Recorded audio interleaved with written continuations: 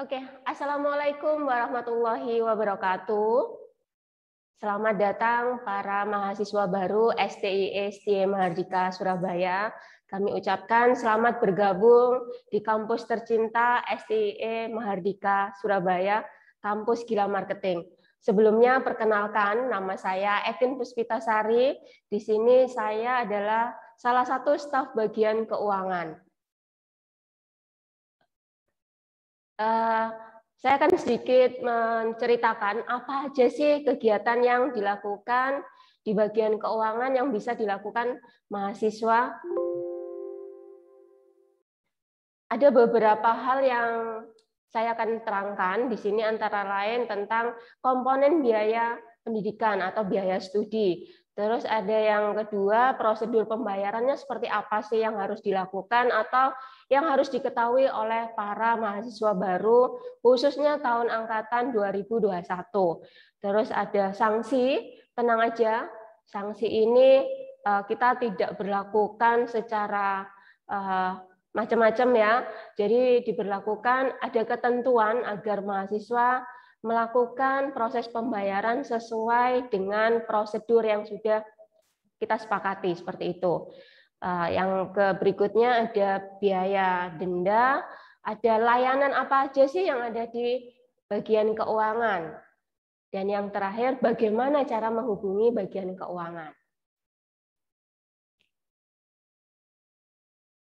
Terkait dengan biaya studi di STIE Mahardika, khususnya S1 untuk periode 2021-2022, itu yang pertama perkuliahan, ada biaya studi. Di sini kita dibagi menjadi beberapa kelas, kelas reguler pagi, kelas reguler malam, kelas reguler B, dan kelas reguler A. Di Mahardika sendiri, untuk ujian tengah semester atau biaya ujian UAS kita tidak ada ya.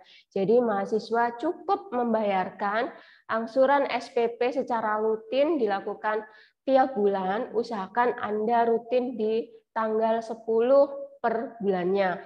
Jadi tenang aja kalau Anda tidak lakukan pelanggaran dalam artian Anda tidak melakukan keterlambatan, dibayarkan secara rutin, tidak akan dilakukan sanksi seperti itu. Jadi sanksi ini hanya akan diberlakukan bagi para mahasiswa yang melanggar ketentuan.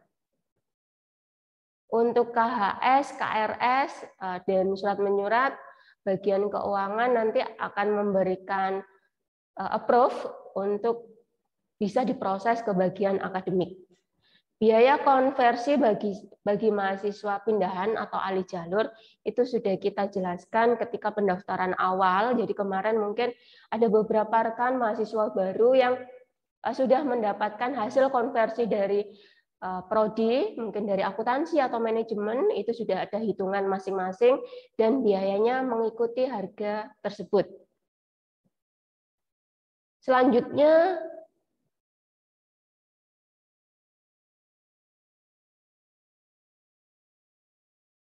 Oke, jadi untuk biaya studi sendiri di Mahardika ada S1, ada S2. Untuk saat ini saya lebih menjelaskan untuk yang S1 ya. Jadi untuk biaya studi itu sudah dijelaskan sesuai masing-masing kelas. Reguler pagi sudah tertera biayanya. Ada rincian biaya yang sudah ditetapkan dari awal, ada biaya uang pendaftaran 500.000, ada biaya studi yang diangsur tiap bulannya. Contoh nih kelas pagi, kalau kelas pagi ini SPP-nya 350.000. Jadi selama 42 bulan ke depan atau selama Anda studi S1 di STIE Mahardika, Anda tetap dikenakan biaya untuk SPP sebesar 350.000. Sebaliknya juga untuk kelas reguler malam ini 450.000 dan reguler B itu dikenakan biayanya untuk SPP per bulan sebesar 645.000.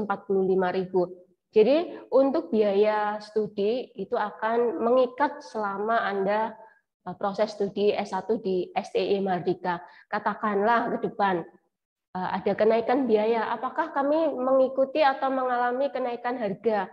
Kami pastikan dari bagian keuangan para mahasiswa baru, khususnya periode 2021-2022 ini, Anda mengikat harga yang sudah disepakati di awal. Jadi ketika ada kenaikan biaya, Anda tidak dikenakan aturan harga terbaru seperti itu. Jadi harga ini fix sampai Anda selesai S1. Komponen berikutnya adalah biaya untuk skripsi. Ya, jadi biaya skripsi ini dibebankan dengan biaya 2 juta dengan proses pembayaran 50% ketika Anda pengajuan judul skripsi dan pelunasan 50% sisanya Anda lakukan ketika Anda pengajuan sidang skripsi. Jadi untuk biaya sendiri di kampus STEE Mahardika Surabaya lebih fleksibel dan Anda bisa lakukan rutin tiap bulan. Bagaimana cara proses pembayarannya? Jadi untuk proses pembayaran mahasiswa baru, Anda tiap masing-masing mahasiswa akan memperoleh yang namanya virtual account atau VA. Jadi satu orang mahasiswa pasti akan memperoleh beberapa nomor virtual account ya, dengan kode registrasi atau kode unik sendiri-sendiri. Jadi pastikan ketika Anda melakukan transaksi proses pembayaran muncul nama masing-masing. Contoh, ini ketika dicontohkan ada kode unik atau nomor registrasi, itu satu kode unik dan satu kode nomor registrasi itu untuk satu mahasiswa. Jadi tidak bisa nih nomor registrasi saya contohnya dipakai oleh rekan saya, tidak bisa. Jadi pastikan ketika Anda transaksi entah itu di mesin ATM atau M-banking, pastikan muncul masing-masing nama mahasiswa seperti itu. Jadi untuk kode bank sendiri kita sudah kesepakatan di awal, mahasiswa baru harus tahu untuk S1 reguler pagi dan S1 reguler reguler A, Anda memperoleh VA virtual account dari Bank CIMB Niaga.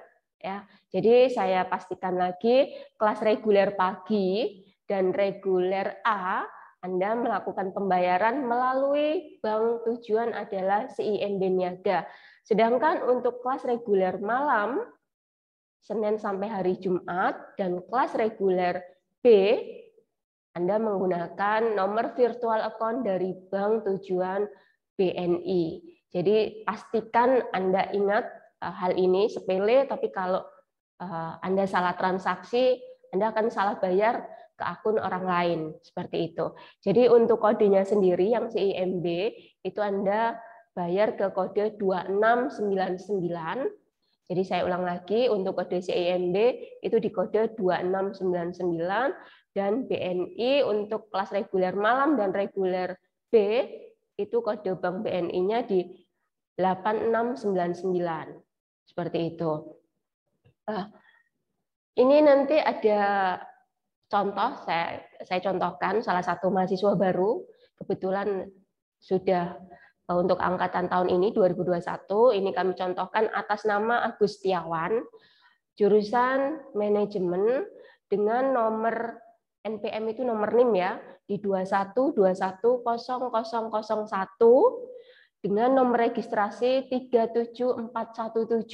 Oke, di situ nanti Anda bisa akses informasi ini melalui sistem akademik atau SIAKAT biasanya kita sebut. Anda masuk ke neraca keuangan ya. Bisa dipastikan Anda cek semua menu. Khususnya kali ini Anda harus lihat di neraca keuangan, di situ Anda bisa akses satu mahasiswa Anda mempunyai 7 nomor virtual account ya. Dengan kode yang sudah disiapkan dari bagian keuangan, Anda hanya sesuaikan mau transaksi pembayaran apa. Contoh nih, untuk pembayaran SPP berarti virtual account dengan kode pembayaran SPP dengan kode 3333 itu keterangan untuk pembayaran SPP ya. Jadi yang hanya membedakan adalah 5 digit angka terakhir nomor registrasi mahasiswa. Jadi Anda bisa cek, Anda bisa hafalkan atau Anda langsung save Jadi nanti tiap transaksi pastikan tidak salah nomor ya. Jadi ketika Anda melakukan pembayaran, registrasi semester itu juga sudah ada nomornya sendiri seperti itu. Ketika Anda mengalami kesulitan, Anda bisa konfirmasi terlebih dahulu. Jadi mohon ketelitian para mahasiswa baru ketika melakukan transaksi pembayaran.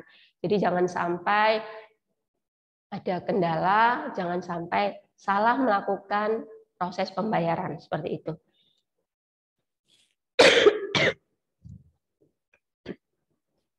Oke, di sini kami juga contohkan ya, mulai per bulan berapa Anda bisa lakukan transaksi pembayaran. Anda bisa download informasi ini, nanti kita akan posting juga melalui akun resmi, ada web juga, semuanya nanti Anda bisa download rincian pembayaran, terus batasan-batasan pembayaran di bulan apa aja sih saya harus melunasi, dan ketentuan apa yang tidak boleh dilewatkan oleh para mahasiswa baru seperti itu.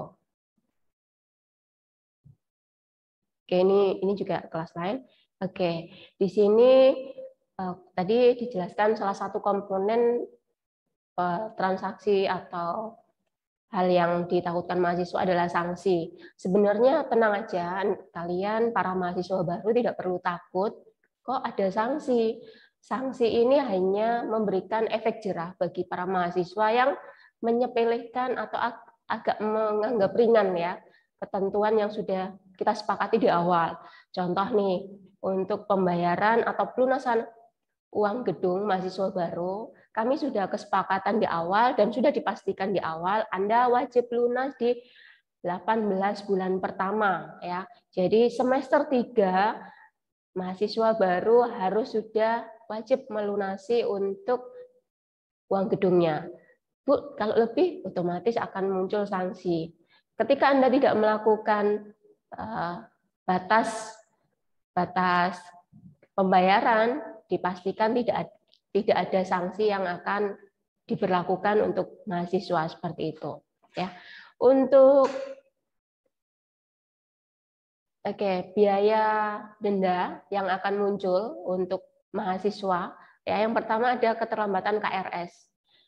Keterlambatan KRS ini sudah ditentukan dari bagian akademik dan keuangan bahwa tiap semester itu akan ada tanggal di mana Anda diperkenankan untuk pengisian KRS. Jadi contoh untuk semester ini ada batasan di tanggal berapa seperti itu. Jadi ketika mahasiswa mengabaikan atau tidak cari informasi atau sampai tidak tahu batas KRS, pilihannya kami sarankan dari bagian keuangan adalah cuti semester. Tapi ketika Anda tetap akan mengajukan permohonan untuk lanjut di semester ini, sanksi baru dimunculkan seperti itu. Selama Anda tidak melakukan keteledoran atau Anda lebih teliti, kami pastikan tidak ada sanksi yang muncul untuk mahasiswa. Oke, untuk jam layanan sendiri, untuk masa pandemi saat ini, bagian keuangan kami full melayani secara online ya. Anda bisa akses informasi terkait keuangan di Telegram grup keuangan. Nanti Anda tinggal join aja. Kita akan kasih linknya ya. Untuk jam layanan sendiri kami buka dari hari Senin sampai hari Jumat secara online. Kalian nanti akan dilayani oleh rekan-rekan saya yang lainnya, termasuk saya. Tiap harinya ada petugas yang membantu layanan secara online. Untuk kasus-kasus apabila mahasiswa diperlukan datang ke kampus, tetap akan melalui proses yang namanya janjian dulu ya dengan staf keuangan, biar kita tidak terjadi penumpukan ketika pelayanan offline. Jadi kami arahkan untuk saat ini karena pandemi COVID, kami harap semua bisa dilakukan secara online seperti itu. Saya tekankan lagi untuk layanan online, mohon diperhatikan mahasiswa baru, bukan berarti karena online kami bisa melayani 24 jam, Kami tekankan untuk pelayanan online bagian keuangan, full kami melayani secara grup ya. Jadi mohon kok merasa tidak terbalas chatnya oleh rekan-rekan yang lain, mohon diperhatikan jam layanan online dan mohon diperhatikan juga kami menghindari chat secara personal karena bagaimanapun juga grup Telegram ini salah satu media komunikasi kami bagian keuangan dengan mahasiswa agar kami membantu mana dulu nih chat yang masuk ke bagian keuangan seperti itu. Oke. Jadi di bagian keuangan sendiri ada beberapa rekan yang bertugas, Ketua Badan Pelaksana Harian dengan Ibu Sri Rahayu, dengan saya sendiri, Etin Muspitasari ada di Sekretaris 1 BPH, dan Sekretaris 2 BPH ada di rekan saya, Ibu Fani, Bendahara 1 dengan Ibu Vianita, Bendahara 2 dengan Ibu Novi, dan staf BPH dengan Ibu Santi. Untuk pelayanan atau bagaimana sih cara menghubungi keuangan tadi, salah satunya dengan Anda bisa join ke grup Telegram, seperti itu. Saya rasa cukup informasi dari bagian keuangan. Terima kasih atas perhatiannya. Saya ucapkan sekali lagi selamat bergabung dengan kampus STIE Mahardika Surabaya. Salam sehat dari kami bagian keuangan.